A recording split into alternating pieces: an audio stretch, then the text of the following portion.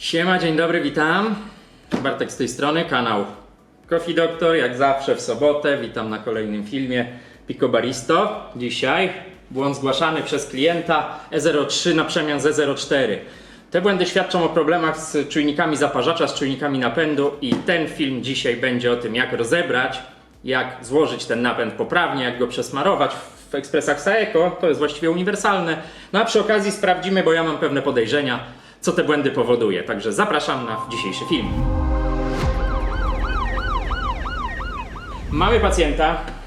Mamy pacjenta Saeco Picobaristo. Nie będę go włączał, bo on się zalewa i to powoduje moim zdaniem błąd. Model SM5478 dla formalności. Zaglądamy mu do dzioba. Mam nadzieję, że dzisiaj film będzie krótszy, chociaż ta nadzieja z reguły jest płonna. Musimy się dostać do napędu. Ja już wam powiem, co stwierdziłem przy włączeniu go, dlatego nie chcę go dalej męczyć. Ważna informacja od klienta: kupił nowy zaparzacz, bo myślał, że to jest problem w zaparzaczu. Widać, że to nówka. Jeszcze fabryczny smar. Nie pomogło. Słuchajcie, problem tu jest takowy, że tradycyjnie nie trzyma nam zawór wody, ale on nie trzyma w ogóle. Nie trzyma w ogóle, leje się tu z niego cały czas i ja obstawiam, że problem jest taki, że tutaj ta woda dostaje się pod spód, czyli do komory zaparzania. Jak to sprawdzić? Trzeba rozebrać. No to kręcimy.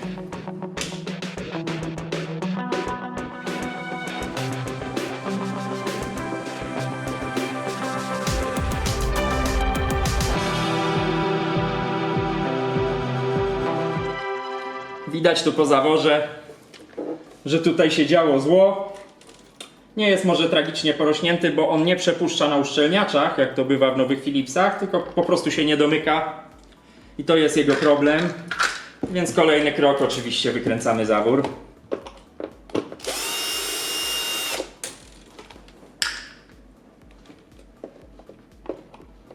Przypominam, tu może być ciśnienie, więc ostrożnie. Chociaż przy cieknącym zaworze raczej tego ciśnienia nie będzie, bo wszystko uciekło przez zawór. Uszczelki całe, no ale przepuszcza. Teraz zaczyna się właściwa rzeźnia. Musimy zdjąć tą pokrywę całą. Zaczynamy od dwóch śrubek tutaj. Jedna, druga, out. I teraz po kolei tak naprawdę jedna, nawet chyba nie mam tak, jedna, druga, trzecia i czwarta. O ile dobrze pamiętam. Rzadko zdarzają się usterki tych napędów, ale się zdarzają. Niech sobie spadają, zaraz je wszystkie podniesiemy.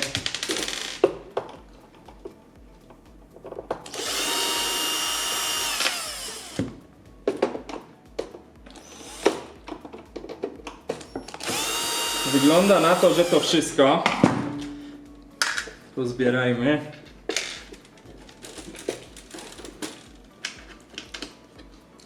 Wygląda, słuchajcie, na to, że to wszystko, jeśli chodzi o dostanie się do tej komory. Ja już widzę, że ona się tu gyba. Czy wszystkie śrubki? Wszystkie. Krętarka na bok. No i patrzcie, nie zawsze to wychodzi łatwo i trzeba to wyciągać. O, tu idzie pięknie.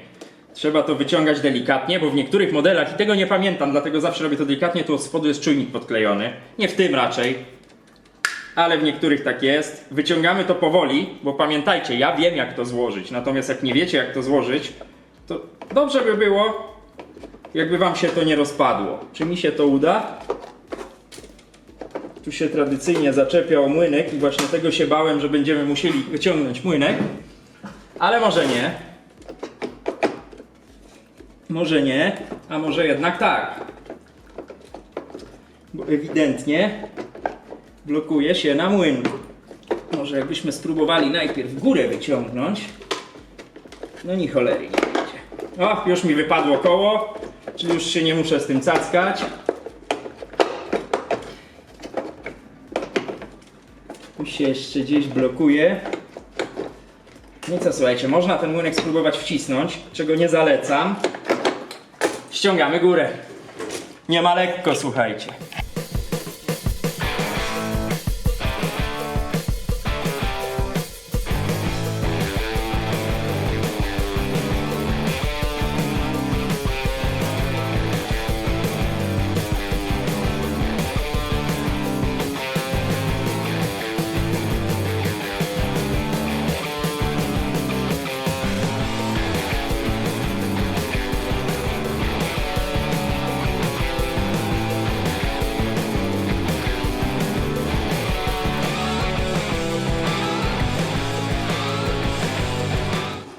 Góra odkręcona, ale to wam jeszcze pokażę, bo to rzadko jest pokazywane, a tą wylewkę trzeba ściągnąć i bardzo uważać, żeby tutaj nie porobić rys. Nie jest to prosta sprawa, ale nie jest też bardzo trudna.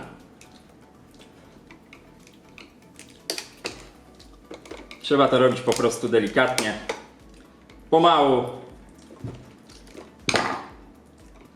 Może coś cieńszego tym razem.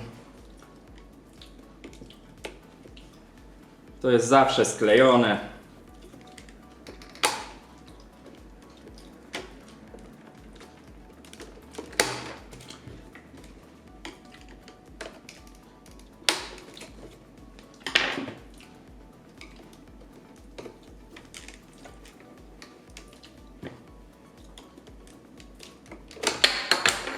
Mamy to. Tu trzeba po prostu uważać. Tak zdejmujemy tą wylewkę. Mamy to z głowy. No i co? Nieszczęsna listwa. Nieszczęsna listwa. Tu jest jednolita, więc jest jeszcze bardziej bolesne jej ściąganie. No ale nie ma wyjścia. Nie ma wyjścia, słuchajcie, trzeba to ściągnąć. Nigdy nie wiemy, czy już komuś to nie pękło, czy to nie jest poklejone, trzeba mieć to na uwadze. No to niestety jest słaby punkt tego programu. I trzeba to robić plastikiem, bo to się rysuje od samego patrzenia. Na razie idzie dobrze. Nie chwal dnia przed zachodem słońca, jak niektórzy mawiają.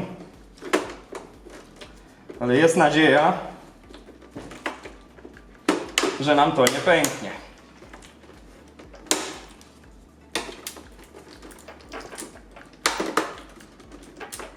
A i tu jest chyba klejone właśnie. Coś tu się działo. O, widzicie? Już jedno odpadło. Jedno tragedii nie czyni, ale tu to mi wygląda na bank, że jest sklejone. Bo to już dawno powinno puścić. No i co zrobić w takim przypadku? No trzeba to otworzyć, no nie ma innej opcji. Nie ma innej opcji. O.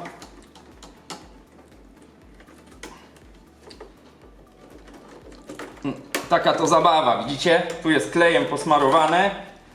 Prawdopodobnie, albo tak się skleiło od kawy. Ale to nie może tak ciężko iść. To jest na bank jakiś klej. No coś tu było. Coś tu było łapane. Którą straciliśmy? Jedną górną, no niestety. Szkody muszą być. Chociaż robiłem to delikatnie, to sami widzieliście. Niewielokrotnie powtarzałem. To samo odpada. Takie to sobie Chromy wymyślił. Eko wymyśliło.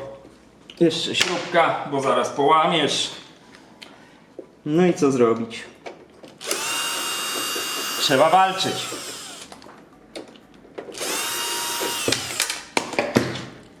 Dobra. Ściągamy front. Tradycyjnie. Szybka, żeby nie upadła.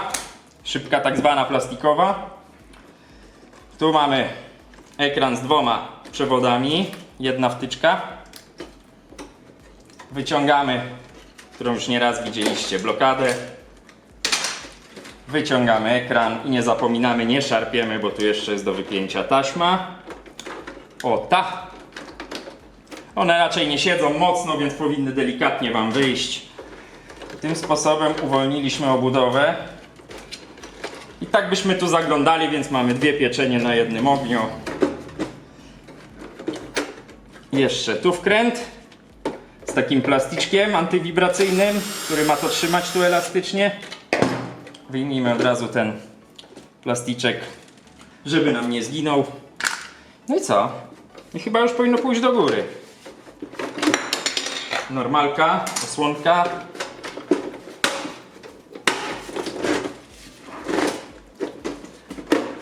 I wyciągamy.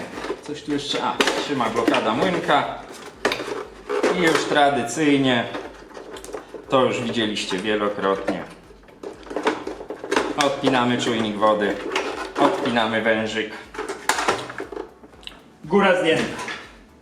A po co tą górę ściągaliśmy? Ano po to, jak już mówiłem, że trzeba zdjąć drzwiczki przy okazji chcący, że żeby wyjąć to, musimy podnieść młynek do góry. Czy nam to coś dało? Niewiele.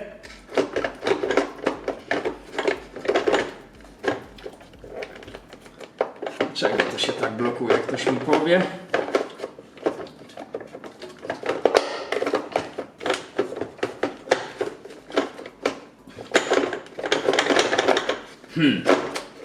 Why? To cofnęliśmy, no widać. Ta uszczelka, czy to o nią się zaczepia? O nią się zaczepia. To wyciągamy tą uszczelkę, tylko o niej nie zapomnijcie, bo ona jest tu dosyć ważna. Czy to nam coś dało? Ano dało.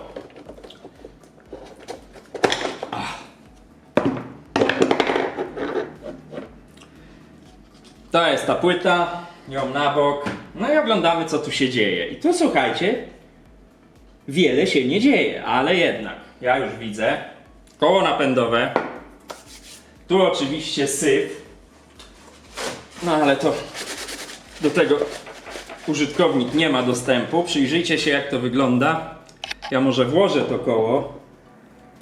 No tak, a gdzie jest drugie? Spadło. To było, oczywiście ja teraz tego nie włożę prawidłowo, ale to było złożone jakoś tak, nie? Jakoś tak. Najpierw to, potem to. Chcę wam pokazać, jak ta przekładnia wygląda złożona. Ona oczywiście teraz będzie źle złożona, ale to do tego jeszcze wrócimy. Tak zastaniecie to, jeśli wam żadne kółko nie wypadnie. No i co tu widzimy? Ja biorę wskaźnik, czyli śrubokręt.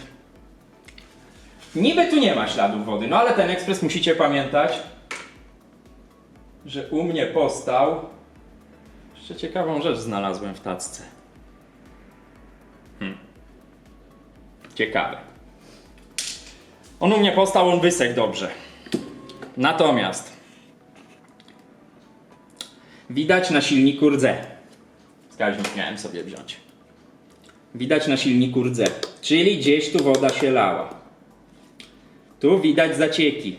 Te zacieki to są zacieki płynące gdzieś tutaj. Czy coś więcej widać? Mikroswitche wyglądają na w porządku, zaraz je przemierzymy. No i koła też, ale słuchajcie, jak ta para tu bucha, ona mogła robić zwarcia. Teraz tego nie widać. Natomiast ewidentnie coś tu do silnika się wilgoć dostawała. To wszystko, co jest białe, to jest masełko, ja to nazywam, czyli smar fabryczny. Koła trzeba umyć, nasmarować od nowa. No i przede wszystkim sprawdzić te mikroswitche. Jak sprawdzić mikroswitche? Ano tradycyjnym już pipczakiem. Tu nie ma znaczenia, omy. Dotykamy obu tych łapek mikroswitcha. Czekajcie, dotknę sobie, to wam pokażę. Coś takiego. I go wciskamy. Nie działa. Widocznie nie stykają końcówki.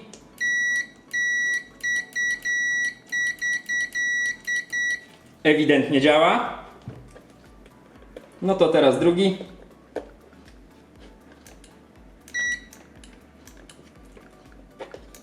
O! Czyżby? Czyżby nie działał za każdym razem?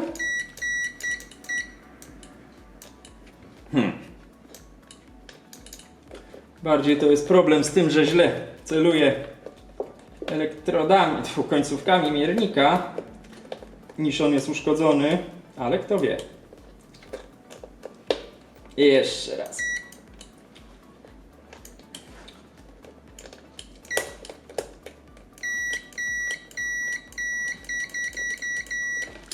Oba są ok, więc ja tu bym obstawiał wszystko, problemem wszystkiego była wilgoć, której wbrew pozorom tu za dużo nie ma. Tu widać jeszcze, patrzcie, płynęło coś. Słuchajcie, na pewno, ponieważ z niego się leje, jak nie wiem, ale zajrzyjmy do niego. Nic nas to nie kosztuje. Na pewno on przepuszcza i to on się w ogóle nie domyka. W ogóle się nie domyka. Jak odpaliłem ekspres, to od razu zaczęło się tędy lać.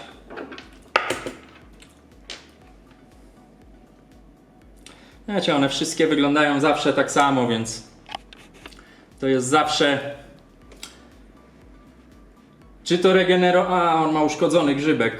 Widzicie? Nie będziecie chyba tego widzieć, sorry, potrąciłem kamerę. Tu jest ukruszony.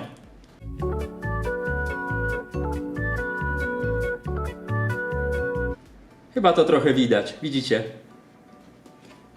To już tym bardziej go... No właśnie, okej, jest sprężyna. To go dyskwalifikuje. Muszę go sobie tylko jakoś oznaczyć. Przede wszystkim położyć dobrą stroną. Ostrości powróć do nas. Ciskam, składam i do koszyczka to będzie właściwie, żeby sobie jakoś oznaczyć uszkodzony, to sobie zdejmę jedną uszczelkę. Wiecie, po to w ferworze walki zapomnijcie. O, uszczelki też do wymiany, bo ledwo jej dotknąłem i się urwało. Mamy to. Tu trzeba zrobić porządek. Więc ja, słuchajcie, tutaj sprzątam, idę umyć koła i zaraz wracam. Pomyte. Słuchajcie, teraz najważniejsza rzecz. Trzeba te koła obejrzeć, czy na nich nie ma powyłamywanych zębów. To jest bardzo ważne, więc oglądamy dookoła. Na razie wszystko wygląda dobrze. I drugie. Ostrzymy. No i kręcimy. Tu jakiś włos. Tu nie przeszkadza. Jeszcze tu jest. I jeszcze tu jest. Co za złośliwy włos. Dookoła wszystkie zęby wyglądają dobrze. To jest ważne, zrobić tą inspekcję, bo wystarczy jeden ułamany ząbek, a zdarza się. I jest Lipton. Smarujemy. Słuchajcie, tych kół też nie trzeba jakoś idealnie domywać, trzeba się pozbyć okruchów piachu. To, że tu zostały ślady smaru, to nawet dobrze. My tu oczywiście tego smaru dodamy. Tutaj trzeba nieźle posmarować, ale też nie, żeby tutaj wszystko w tym smarze pływało, słuchajcie. No i będziemy składać. Tutaj akurat fabrycznie jest napaćkane tego smaru strasznie dużo, nie wiem zupełnie po co. Jeszcze widzicie, ile tu jest na silniku. Silnik też jeszcze dosmarujemy, bo go przecierałem. Na razie tego silnika, słuchajcie, mimo że widać na nim ślady rdzy, nie wymieniam, bo to jest tylko rdza na obudowie. Nie jest jakiś w tragicznym stanie, jest trochę pożarty. Silnik jakby co? Żeby nie było. Awaryjnie mam, gdyby był potrzebny. No ale słuchajcie, silnik to jest dodatkowy koszt, zawór swoje kosztuje. Dobra. Mikroswitche mamy sprawdzone. Wcale nie jest powiedziane, że one są ok. Tutaj jest w miarę wymyte, powiedzmy. Teraz ważna rzecz jest następująca. Tu, na tym kole, ono musi być włożone w odpowiedni sposób, bo ono ma znacznik. O, widzicie? Tu. I ten znacznik przy wkładaniu koła ma wskazywać, teraz tu by było dobrze, żeby wyostrzyło, ma wskazywać na ten bolec, czyli na środek drugiego koła. Czyli widzicie znacznik? Wkładam go tak, celuję środek ośki. Trochę za bardzo, poprawka. Czy jest ok? No widzicie, wskazuje centralnie na tą ośkę. No i teraz to koło w dowolny sposób. Ważne jest tylko tamto. Trzymamy, wkładamy. Mamy to założone. Tu jeszcze jakiś syfek. I słuchajcie, tak należy złożyć przekładnię, że ten wskaźnik, który tam widzicie, on wskazuje na to koło. W tej chwili nie włożycie zaparzacza, nie przejmujcie się. Tutaj od wewnątrz jest czysto, od zewnątrz to będziemy mieli dostęp, więc umyjemy. Teraz trzeba to bardzo, bardzo delikatnie włożyć, żeby nam nie poprzestawiało kółek. Czyli celujemy. To nigdy nie idzie łatwo, słuchajcie. Trzeba to po prostu na czuja. Ile to w ogóle włożyłem? O, tak. Tutaj na te dwa bolczyki musi wejść wam. Na te dwa bolczyki, tu i tu, musi wam wejść ta prowadnica. No i teraz próbujemy. No. Dawno tego nie robiłem, więc może być różnie, słuchajcie. Kurna, jak nigdy. Mamy to złożone. Tak to wygląda. Poproszę o ostrość. Mamy to złożone, słuchajcie. No i co? Kręcimy drugą stronę. Nowy zawór. Smarujemy. I słuchajcie, skręcamy to tak jak rozkręcaliśmy, czyli jedziemy.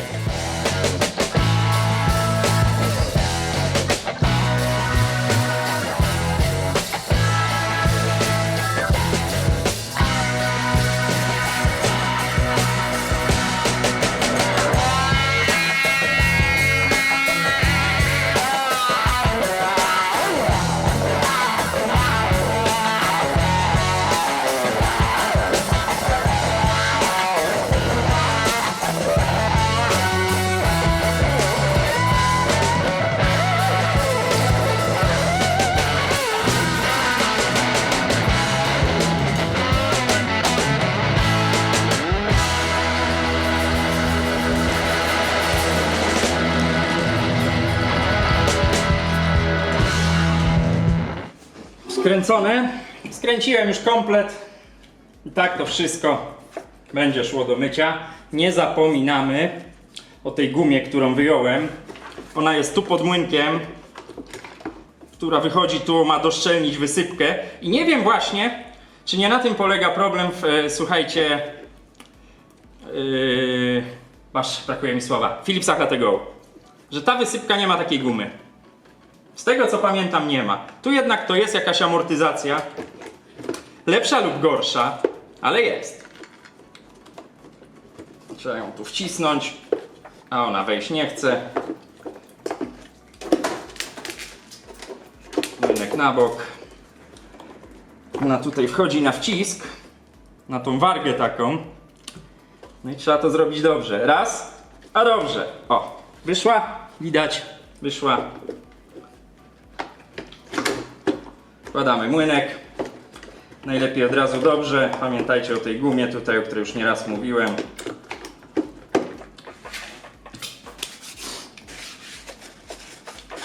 No i co? Ja przy okazji przeprowadziłem, jak tu pauza była, inspekcję w środku. Na trójniku nic się nie dzieje, na grzałce nic się nie dzieje, czyli te newralgiczne punkty tego ekspresu mamy z głowy. Musimy założyć drzwi. Musimy założyć drzwi. No i co? Żeby go uruchomić, musimy założyć też górę. Na razie bez skręcania, słuchajcie. Tak, aby tylko można było to uruchomić. Bez układania kabli. Troszkę zjadę. No testujemy, słuchajcie. Clue tego filmu miało być pokazanie wam, jak złożyć przekładnię w Saeco. Były o to pytania na naszej grupie na Facebooku, do której link macie gdzieś tu w opisie i tu gdzieś się pojawia co jakiś czas. No bo to tam tego znacznika tak bardzo nie widać. można sobie źle złożyć i to nie będzie działać. I ja wam zaraz pokażę z tego, co pamiętam. Tak jak mówię, te przekładnie dosyć rzadko robię, bo one nie są jakieś tam specjalnie wadliwe. Tu prawdopodobnie wilgoć robiła problem, ale może być też problem w silniku. Tego się dowiemy przy testach. Wkładamy czapę. Na razie tak, tu się nic nie dzieje. Potrzebujemy ekranu. Tu na razie nic nie przeplatam, bo to trzeba wszystkie potem kabelki ułożyć ładnie. Na razie chodzi o to, żeby go odpalić. Wodę mam przygotowaną. Tu zawsze uczulam, wetknijcie to dobrze. Zdarzyło mi się nie docisnąć. No i pod wpływem wibracji się rozpinała ta wtyczka, klient dzwonił. Nie włożyłem gumy od młynka. Wypadałoby jednak ją włożyć od razu. Czyli to możemy położyć, byle nie na ekranie. Tu się wcisnę.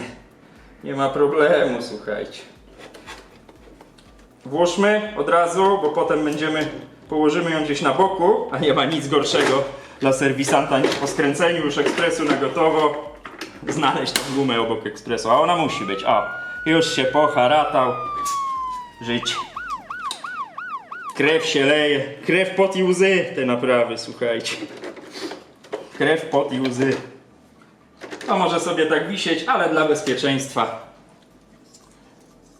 nałóżmy tutaj to mocowanie. Na razie przełóżmy ten kabel wierzchem, żeby go nie przyciąć. Chodzi o to, żeby tylko złapać ten ekran. No właśnie. Coś tu pręży. Nie wiem co, tak do końca. Tu złapało.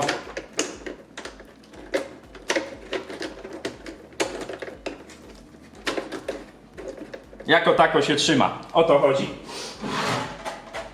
Fusów nie ma. Wkładamy. Tu wszystko mamy. Paluchy na ekranie. Potem trzeba je wytrzeć. Nie zostawiajmy odcisku palca serwisanta. To nie o to chodzi. Słuchajcie. Tu jest ta końcówka. Ja obstawiam, że to jest końcówka wężyka, która tu nie wiadomo co robi. Wkładamy zaparzacz. On teraz prawdopodobnie, z tego co ja pamiętam, nie wejdzie. Ale może się mylę. Nie mylę się. Bo i to bardzo często, wiem, sam się kiedyś na tym złapałem dawno temu, bardzo często zaczynają ludzie z powrotem to rozbierać. No bo coś źle ustawili. Nie. Ekspresowi trzeba dać się uruchomić. To jest bardzo ważna rzecz. Ekspresowi trzeba dać się uruchomić. On sobie ustawi te koła. Mam nadzieję. Cichą. Wkładamy wodę. Sprawdzamy, czy się nic nie leje, bo mogły nam się wężyki poodpinać. Jeszcze wylewka by się przydała. Nie musimy jej na razie blokować. Ważne, żeby weszła. No i co? Do prądu! Nawet świeci. Wykonał 2 ruchy, słyszeliście? Dopiero jest włożyć blok. Jeśli wszystko jest złożone dobrze, a mam taką cichą nadzieję, to ten blok nam teraz wejdzie. Krzywo wkładam. Widzicie? Zatrzasnął się. Pamiętajcie, to jest bardzo częsty błąd. Mówię, sam kiedyś się na nim złapałem, za mułę jakąś i próbowałem ten zaparzacz włożyć, nie wchodził. Poprawiałem, kombinowałem. A problem był błahy. Czy pójdzie woda?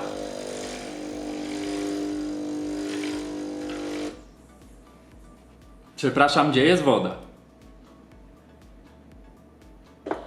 W tej chwili to wszystko jest puste. Możemy mu trochę tutaj odpowietrzania zrobić. On ma czujniki. Puśćmy gorącą wodę. Jak ty masz tą gorącą wodę? Menu. Napoje. Gorąca woda. Trzeba oszukać czujnik. Rozpocznij, widzicie.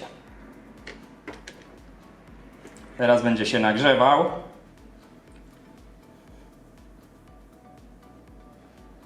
Widzicie, pasek idzie. Ależ mnie przestraszył, no ale leci. Widzicie. No dobra, wygląda na to, że już powietrza nie ma w obwodzie. No to co? Zadziała? Odpalamy kawę od razu, na żywioł, słuchajcie.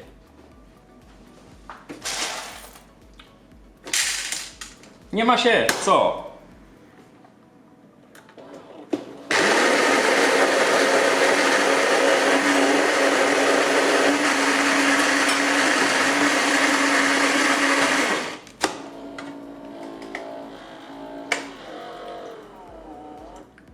Zaparzacz się zamknął.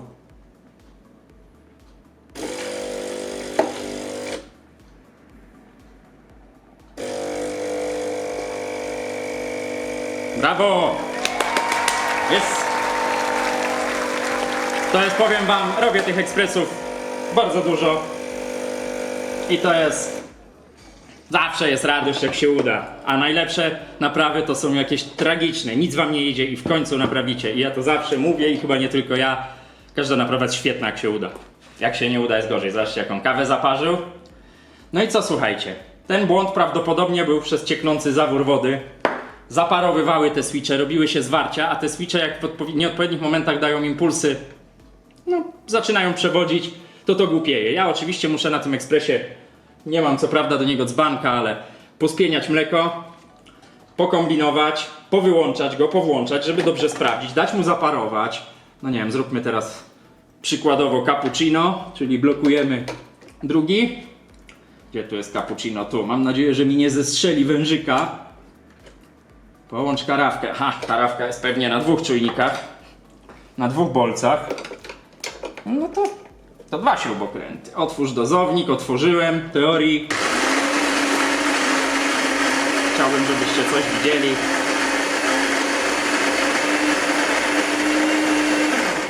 Kawę zmielim.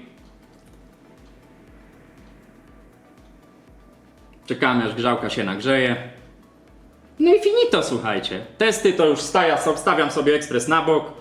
I co mi się przypomnie, to robię na nim kawę, albo kawę mleczną, albo kawę taką. Wyłączam, włączam. On będzie testowany pewnie do jutra. Jeszcze jak wystygnie.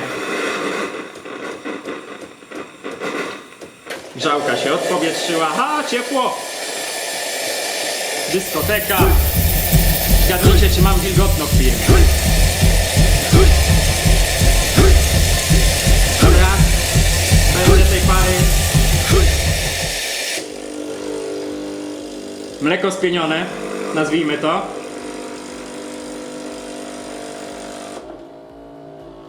Ale nic nie syczy. No widzicie, i to zaraz podsumujemy. Jeszcze tylko kawa. Jak widzicie, mało co prawda, bo zaparowane wszystko, ale kawa się robi. Top. Po 6 wyciągamy.